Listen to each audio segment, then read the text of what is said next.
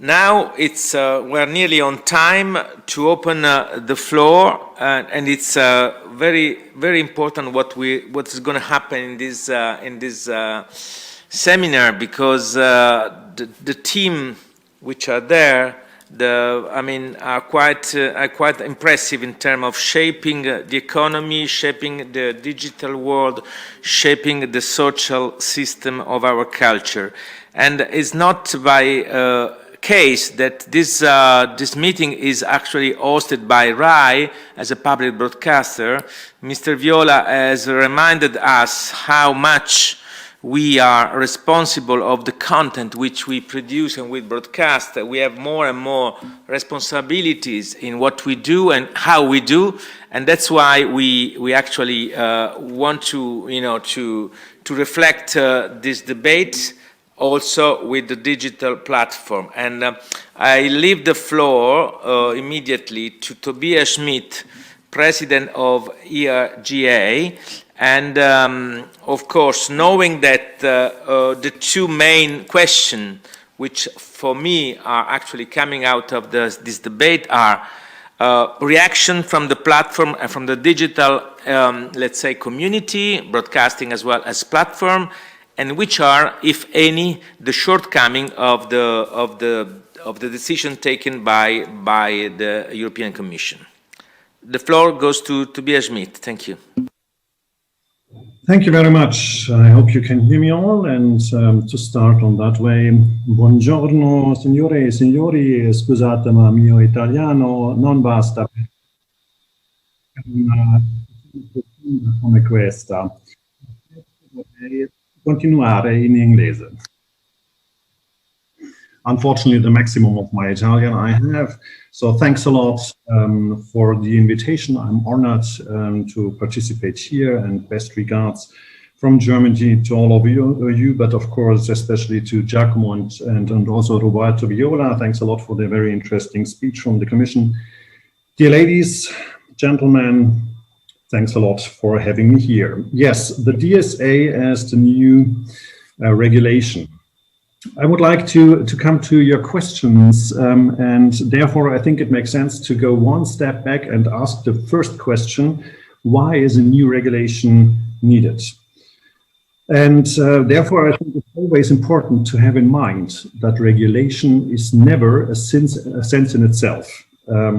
But, and that's something that Roberto has described already, reality has changed. We have digitalization, we have globalization, and because of this, of course, we as regulators have got to see that we have more and more cross-border situations, meaning content is addressed coming from one country, addressing the population in the other one. And of course, in this, so to say, package, you also have violation of law, especially over the platforms. This is the next change. We have very powerful platforms at the moment, at the end, setting more rules than the legislators do. And we have a change of society, as we can see around the discussion of hate speech and disinformation, I think, very intensively. In all these changes, I think we've got to have one point in mind, because I think it is really important to see that one thing, from my perspective, our perspective as European regulators, has not changed. And that is the fact that in Europe we have core values coming out of our democratic system, and also this was underlined by Roberto Viola.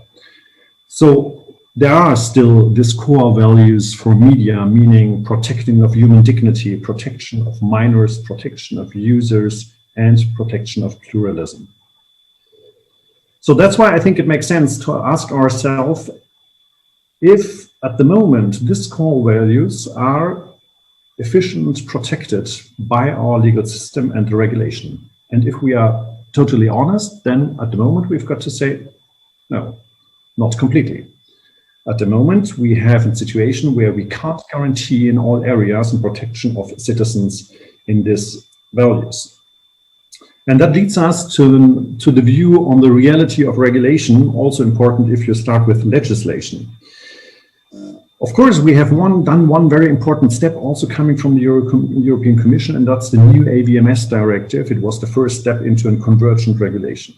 But reality, especially, for example, in the case of my authority, the German media authority says we have at the moment nearly 80% of all violations of minors and human dignity happening in the online world, not in the classical broadcasting or radio world. 80% of the cases we have are happening online. And at the same time, we see a tremendous increase of cross-border constellations, as especially in the areas of pornography, protection of minors, or hate speech. We see that our population gets addressed with German-speaking content, but coming over platforms from other countries, also countries of the European Union. At the same time, we have an European system of liability. Roberto described it in the e-commerce directive that is older than 20 years. And so I think the e-commerce directive was a fantastic legislation 20 years ago, but 20 years is a lot of time. And of course, there has happened a lot of things in between. And in this period, we have got to realize that the central cases at the moment just have rules on a company base. The only institutions that have at the moment rules to handle things like hate speech, like pornography, like liability are more or less the rules of the big platforms. They are voluntarily and they are without any democratic legitimation. That's important to know. Nothing against these rules. These are important steps, and I always like responsible acting companies. But of course, this can't be the idea. At the end, it has got to be the society, the parliaments. They decide what the rules are, especially in this sensitive area around core values and freedom of expression. And I think the Twitter-Trump case is a very illustrative example where we see that at the end, I think it is not up to a company like Twitter to decide what to do, but it should be up to the society. So I think it is up to us as society to get the control back and to stabilize the idea of freedom in the online world. And to stabilize freedom at the same time also means to create rules, or as 2000 years ago, one Italian said, I think his name was Marco Tullio Cicerone, we respect rules to be free. And I think this core idea now finds its mirror in the new idea of a regulation by the Digital Services Act. And I think that's an important step because Europe has a central role in finding this new balance between freedom on the one hand and protecting core values by rules. So that leads to the question, is this now the right approach for regulation that we have, the Digital Services Act? First of all, I think we've got to see that we do not have only the Digital Services Act, there's also the DMA, the Digital Market Act, and of course, also very important, the European Democracy Action Plan. And I think we've got to see it as a package.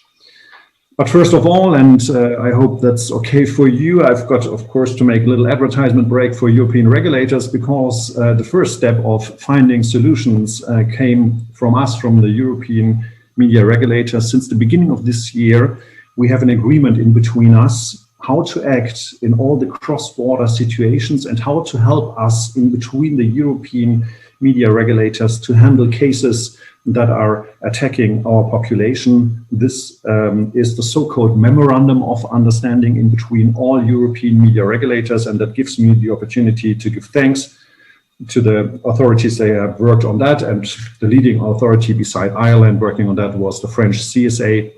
So thanks again to Paris for this work, because I think that's a very important first contribution from our side to solve the challenge we are realizing and to protect citizens. So is the answer? I come to the answer to your question, and I think if you give me this 2 minutes, yes, I think it is an answer because it is the first worldwide approach. Yes, it is important to get this European answer. Yes, because an harmonization of law generates legal certainty, and yes, together with the DMA, generates rules for transparency, for action, and for liability. Is it perfect? Of course not. Like every draft, you can find some question marks to make, and I think The question marks are already clear, and also Roberto Viola said 2 sentences to it, of course, from another perspective. I think there are some question marks about the scope of this new legislation, especially between illegal and harmful content, especially in the media environment. That's not so easy as we have it in disinformation and protection of minors or hate speech. I think there is a potential for improvement of the procedures, especially in cross-border cases. And we have a little question mark as regulators that I think there is a need of a pan-European structure of regulation, but maybe it is a good idea to use the already existing structures like we have with ERGA and BEREC, and not so much to build a new one. Is this generating concerns? I don't know if concern is the right word, because at the end, I think we are all running in the same direction. But I think we have got to have a close look on this oversight structure to take care that this doesn't interfere too deep in the interest of member states, and that we guarantee that the relation of the national regulators is working, especially in the light of independency. And that's also important. I think we always have to find the right balance between a pan-European solution on the one hand and an effective protection of the citizens in the different member states. So at the end, I think this DSA can be the right way if, and there is always an if we use the discussion now and in the next months to combine this ambitious step of the European Commission with the specific needs for an effective and independent media regulation.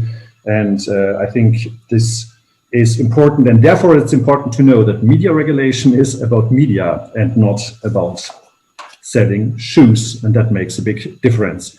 So I think we as European society have the chance to take over responsibility, and I think Europe is the right address to do so. So let us support the European institutions by developing solutions from and solving the remaining challenges that are, of course, existing also in this draft, to find a good solution for all of us. We as European regulators are willing to support this. So, grazie mille per l'attenzione.